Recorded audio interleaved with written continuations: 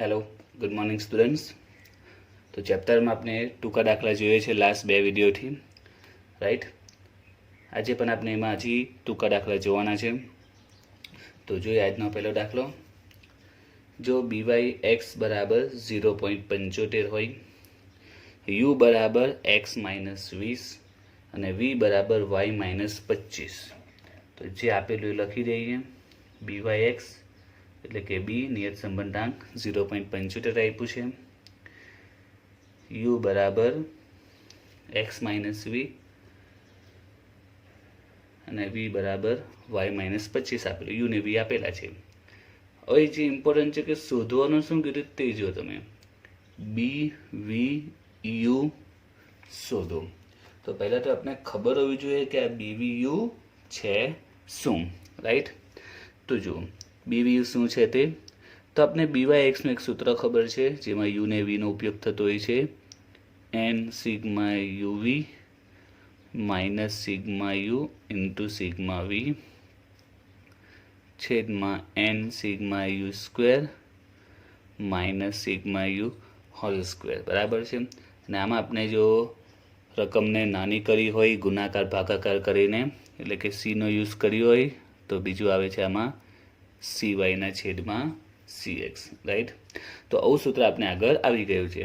તો આ સૂત્રમાં જ આ જે યુવી વાળો પાર્ટ છે ને, સૂત્રમાં જે એન સિગ્મા યુવી યુ ને વીનો જે યુઝ થયો છે એ ભાગને કહેવાય છે બીવી યુ.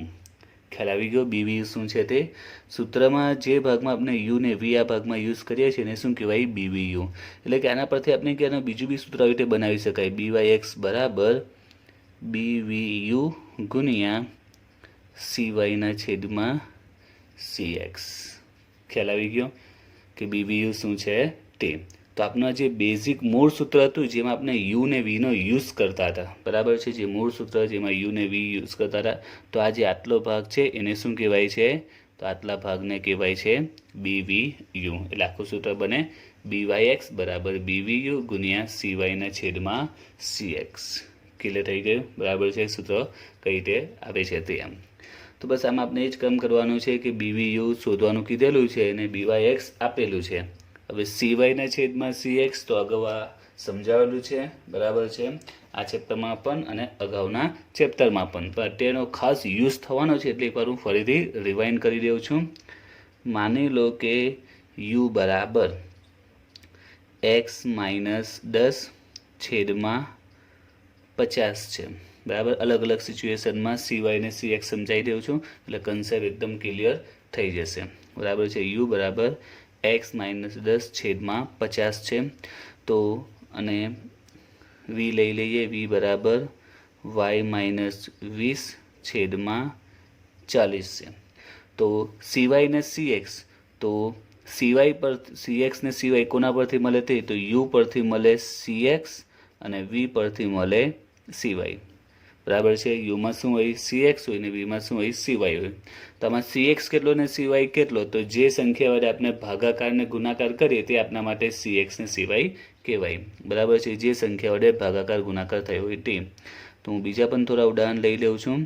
બીજું લેવું કે યુ બરાબર 50 એક્સ -10 વી બરાબર 40 વાય -વી. આમાં પણ આપણે સી એક્સ અને સી વાય શોધીશું. તો જુઓ પહેલામાં યુ બરાબર એક્સ -10 છેદમાં 50 છે, વી બરાબર વાય -20 છેદમાં 50 છે.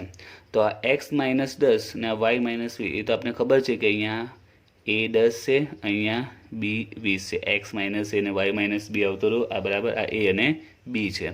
તો જે 50 વડે ભાગાકાર થયો છે ને અહીંયા 40 વડે ભાગાકાર થયો છે, આપણા માટે શું કહેવાય સી કહેવાય. એટલે અહીંયા સી એક્સ બરાબર 50 જેના વડે ભાગાકાર થયો તે, અને અહીંયા સી વાય બરાબર 40, રાઈટ. જે સંખ્યા વડે ભાગાકાર કરીએ છીએ આપણે, બરાબર છે, આપણા માટે સી એક્સ ને સી વાય કહેવાય. તો અહીંયા પણ એ જ છે એક્સ -10 વાય -20 ને અહીંયા ગુણાકાર છે. તો આમાં એક્સ -10 10 એ છે અને વાય -20 20 એ બી છે. જ્યારે 50 ને 40 એ શું કહેવાય સી એક્સ ને સી વાય કહેવાય, બરાબર. સી એક્સ 50 અને સી વાય 40, સી એક્સ 50 અને સી વાય 40. પણ બંનેમાં ફરક આવશે, તફાવત આવશે, અહીંયા ભાગાકારમાં છે, બરાબર છે, તો એઝ ઇટ ઇઝ લખાય. જ્યારે અહીંયા ગુણાકારમાં છે બંને, તો જો ગુણાકારમાં હોય તો 50 નહીં કહેવાય, 1/50 કહેવાય. અહીંયા પણ 40 નહીં કહેવાય, 1/40 કહેવાય. બસ તમારે આટલું યાદ રાખવાનું છે CX ને CYમાં. ભાગાકારમાં હોય તો ડાયરેક્ટ એ સી જ કહેવાય, પણ જો ગુણાકારમાં હોય તો 1/છેદમાં લખવાનું. બસ આટલું યાદ રાખવાનું છે. ગુણાકારમાં હોય તો 1/છેદમાં લખાય, ભાગાકારમાં હોય તો એઝ ઇટ ઇઝ લખી દેવાનું, રાઈટ. તો બસ આટલા નિયમ યાદ રાખવાના છે આ દાખલા માટે. આજે આપણે આ રીતના દાખલા જોવાના છે. તો આમાં આપણે સૂત્ર વાપરીએ તો એ પહેલાં CX ને CY શોધી નાખીએ. તો આમાં જોઈએ CX ને CY આમાં છે જ નહીં, કારણ કે આમાં x - 20 તો 20 તો A છે અને y - 25 25 તો એ B છે. તો C એ શું હોય, ગુણાકાર સ્વરૂપે કે ભાગાકાર સ્વરૂપે હોય? અહીંયા ગુણાકાર કે ભાગાકાર સ્વરૂપે કંઈ આપેલું નથી, એટલે આ દાખલામાં CY કે CX બેમાંથી એક પણ વસ્તુ નથી CY નથી CX, બેમાંથી એક પણ આપ્યું નથી, રાઈટ. તો પછી આપણે સૂત્ર વાપરીએ BYX બરાબર એનું જે સૂત્ર બન્યું તે BVU. હવે ગુણ્યા CY ના છેદમાં CX. હવે ક્વેશ્ચનમાં CY ને CX છે જ નહીં. આપણે જ્યારે મોટા દાખલા જોયા હતા તો શરૂઆતમાં જ્યારે પહેલાં યુવા દાખલા આવેલા તો એમાં આપણે CY ને CX વગરના આવેલા, કારણ કે એમાં રકમને આપણે નાની મોટી નહીં કરેલી, એટલે કે CY CX નો યુઝ નહીં થયેલો. ત્યાર પછીના દાખલામાં આપણે સૂત્ર યુઝ કરેલું. તો આમાં CY CX છે જ નહીં, એટલે સૂત્ર ખાલી આટલું જ બનશે, ગુણ્યા CY ના છેદમાં CX નહીં આવશે. હવે કિંમત મૂકી દઈએ, BYX બરાબર BVU, CY ના છેદમાં CX તો છે જ નહીં, બરાબર. મૂળ સૂત્ર આખું આ બને છે, પણ ક્વેશ્ચનમાં CY ના છેદમાં CX છે ને એટલે આવશે નહીં, એટલે સૂત્ર ખાલી આટલું જ થયું. બસ આમાં કિંમત મૂકી દેવો. તો BYX છે આપણું 0.75 અને BVU તો શોધવાનું છે. તો બસ મળી ગયું, BVU બરાબર 0.75. એકદમ સિમ્પલ દાખલો છે, તમને 1 માર્ક્સમાં પૂછાઈ શકે છે આ દાખલો, પ્લસ આ દાખલો તમને 3 માર્ક્સમાં પણ પૂછી શકે છે. 3 માર્ક્સમાં એટલે એક સાથે 3-4 સવાલ મૂકીને, બરાબર છે, એક સાથે 3-4 ક્વેશ્ચન એક જ દાખલામાં મૂકીને 3 માર્ક્સમાં પણ પૂછી શકે છે. હવે જોઈએ આગળ બીજો દાખલો, દાખલા નંબર 24. જો એમાં જો u બરાબર x - 8/5, u બરાબર આપેલું છે x - 8/5, v બરાબર y - 10/3, BYX આપ્યું છે 0.8. તો BVU ની કિંમત શોધો. તો આપણે શોધવાનું છે BVU, રાઈટ. તો સૌથી પહેલાં આમાં CY ને CX જોઈ લઈએ. તો x - 8 એ શું કહેવાય, A કહેવાય. y - 10 એ શું કહેવાય, B કહેવાય. એટલે આ તો A અને B છે. હવે 5 અને 3 એ આપણા માટે CX ને CY કહેવાય. U માટે CX અને V માટે CY. હવે 5 આપેલા ને 3 આપેલા ભાગાકારમાં છે. ભાગાકારમાં હોય તો ડાયરેક્ટ જ લખી દેવાના, યાદ રાખવાનું. ભાગાકારમાં હોય તો ડાયરેક્ટ જ લખી દેવાના. જો ગુણાકારમાં હોય તો 1/છેદમાં લખવાનું. ભાગાકારમાં હોય તો ડાયરેક્ટ મૂકી દેવાના, જો ગુણાકારમાં હોય તો 1/છેદમાં લખી દેવાનું. તો આમાં CX CY આપને મળ્યા છે. તો હવે સૂત્ર મૂકી દઈએ, સિમ્પલ જ છે સૂત્ર. BYX બરાબર BVU ગુણ્યા CY ના છેદમાં CX. તો BYX છે આપણી પાસે 0.8, BVU શોધવાનું છે. CY ના છેદમાં CX, CY છે 3, CX છે 5, બંને સામે લઈ જઈએ તો BVU બરાબર શું આવશે, 0.8 ગુણ્યા 5 અંશમાં જશે ને 3 છેદમાં જશે. તો 0.8 ગુણ્યા 5 ભાગ્યા 3 કરીએ તો BVU આવશે 1.33. ઓકે, તો BVU મળી ગયું.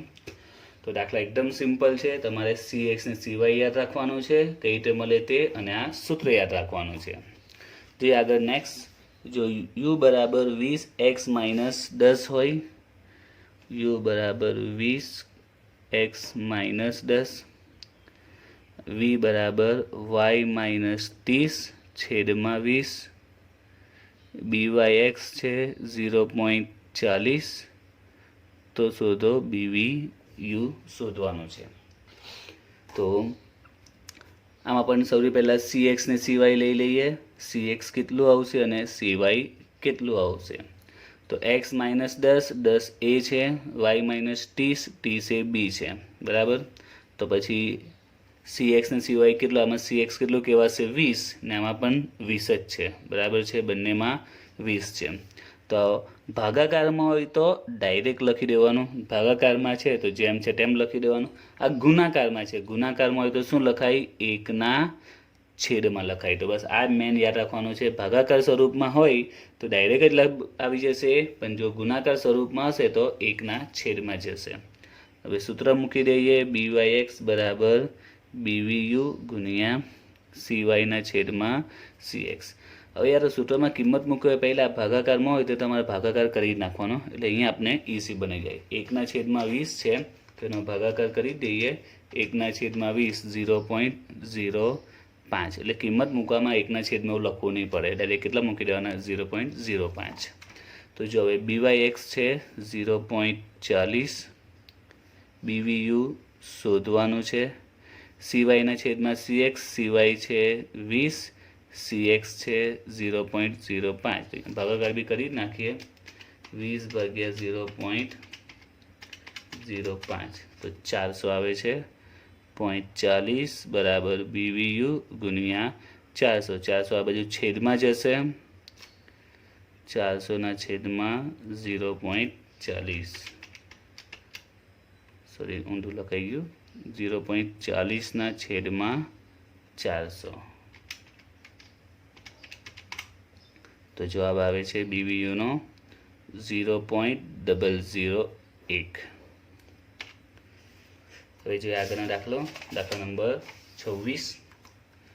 તો એમાં જો U બરાબર 8, X માઇનસ 25, V બરાબર 5, Y માઇનસ V હોય તો BYX શોધવાનું છે, સોરી BYX આપેલું છે અને BVU શોધવાનું છે.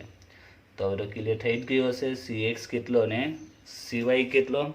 તો આમાં CX કેટલો થશે તો 8 અને અહીંયા 5, પણ ગુણાકાર સ્વરૂપે છે એટલે 1ના છેદમાં 8 અને 1ના છેદમાં 5, બંને ગુણાકાર સ્વરૂપ એટલે બંને 1ના છેદમાં આવશે.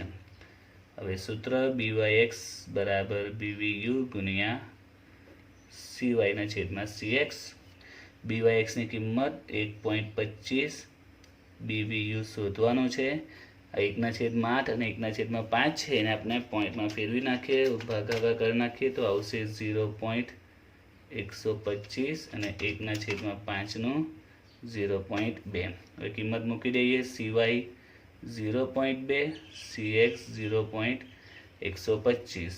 હવે સામે લઈ જઈએ અથવા ભાગાકાર કરો તો પણ ચાલે, 1.25 ગુણ્યા 0.125 છેદમાં 0.2, 1.25 ગુણ્યા 0.125 ભાગ્યા 0.2, તો BVU આવે છે 0.78. તો સિમ્પલ દાખલા છે, તમારે ફક્ત CX ને CYમાં ધ્યાન રાખવાનું છે, બરાબર છે. અને બીજું યાદ શું રાખવાનું, તે CX અને CY ને એક બેઝિક સૂત્ર યાદ રાખવાનું છે, રાઈટ. હવે જો આગળ દાખલા નંબર 27. જો X બાર બરાબર 40, Y બાર બરાબર 30 અને B બરાબર 0.5 હોય તો વાયની X પરની નિયત સંબંધ રેખાનો અંતઃખંડ શોધો, તથા તે રેખાનું સમીકરણ લખો. તો દાખલામાં X બાર આપેલો છે 40, Y બાર આપેલો છે 30 અને B આપેલો છે 0.5, અને શોધવાનો શું છે, રેખાનો અંતઃખંડ. તો પહેલાં તમને ખબર હોવી જોઈએ રેખાનો અંતઃખંડ એટલે શું શોધવાનું છે તે. તો ચેપ્ટરની શરૂઆતમાં જ્યારે તમને સૂત્ર સમજાવેલા હતા ત્યારે આ પોઈન્ટ કીધેલો હતો. તો તમને યાદ હોવું જોઈએ, વાયકેપનું જે સૂત્ર છે A પ્લસ BX, જેમાં આપણે એને કહેવાય છે નિયત સંબંધ રેખાનો અંતઃખંડ અને બીને નિયત સંબંધાંક અથવા તો નિયત સંબંધ રેખાની ધાર પણ કહેવાય છે. બે નામ છે એનું, એક છે નિયત સંબંધાંક અથવા તો નિયત સંબંધ રેખાની ધાર કહેવાય છે. તો A અને B યાદ રાખજો, 1 માર્ક્સના વિકલ્પમાં 1 માર્ક્સના ક્વેશ્ચનમાં પૂછાય છે આ. બરાબર. અને દાખલામાં પણ આ રીતે આપી દે, દાખલામાં પણ આપી દે કે રેખાનો અંતખંડ 5 છે અને ધાર 2 છે. તો તમે વિચાર થઈ જાઓ કે અંતખંડ અને ધાર શું છે તે. તો એ સિમ્પલ જ દાખલો એ ને બી આપી દીધેલો કહેવાય એમ. તો યાદ રાખજો આ અંતખંડ એટલે શું કહેવાય એ, અને ધાર કે નિયત સંબંધાંક કે તો એ શું કહેવાય બી કહેવાય. રાઈટ. એટલે આમાં રેખાનો અંતખંડ શોધવાનો એટલે શું શોધવાનો છે આપણે એ શોધવાનો છે. તો એક્સ બાર છે, વાય બાર છે, બી છે, તો એ મળી જ જશે. એનું સૂત્ર વાય બાર માઇનસ બી એક્સ બાર. વાય બાર છે 30, બી છે 0.5, એક્સ બાર છે 40. 0.5 ગુણ્યા 40 એટલે આવશે 20, જવાબ આવશે 10. બીજું પૂછેલું છે રેખાનું સમીકરણ એટલે કે આ વાય કેપ.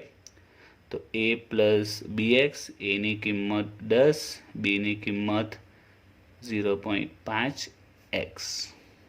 તો દાખલો એકદમ સિમ્પલ છે, દાખલામાં કંઈ જ નથી. 2 કે 3 માર્ક્સનો દાખલો પૂછે તો બેઠા માર્ક્સ મળી જાય. તો એના માટે તમને ખબર હોવી જોઈએ કે અંતખંડ એટલે શું કહેવાય એ, બરાબર. અને બીનો અર્થ શું થાય ધાર કે નિયત સંબંધાંક. ઓકે.